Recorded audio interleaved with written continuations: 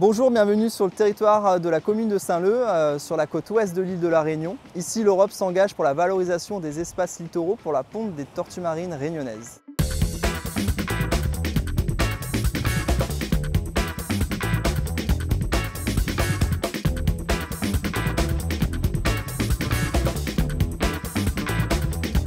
Le CDTM mène des programmes de recherche et de conservation des tortues marines à l'échelle de la Réunion et de l'océan Indien. On a une particularité à la Réunion, on l'appelait l'île aux tortues au XVIIe siècle. On avait des pontes régulières, massives sur les plages réunionnaises. Et progressivement, on a eu un déclin jusqu'à aujourd'hui où effectivement on n'a plus qu'une tortue qui revient pondre à Bouc-en-Canotte sur la côte ouest. Et donc on a une urgence de réhabiliter et de maintenir les habitats de ponte qui concernent les plages parce qu'elles ont été complètement détruites. De 2020 à 2022, on a mené un projet qui s'appelle Veloutier, donc c'est la valorisation des espaces littoraux de l'ouest réunionnais pour la ponte des tortues marines. Donc le programme Veloutier, il se base sur 3 axes. Le premier, c'est l'acquisition de connaissances, puis après on est plutôt sur un volet de terrain où on vient réhabiliter ces sites. Et enfin, toutes ces actions nécessitent un accompagnement scientifique et également un accompagnement pédagogique.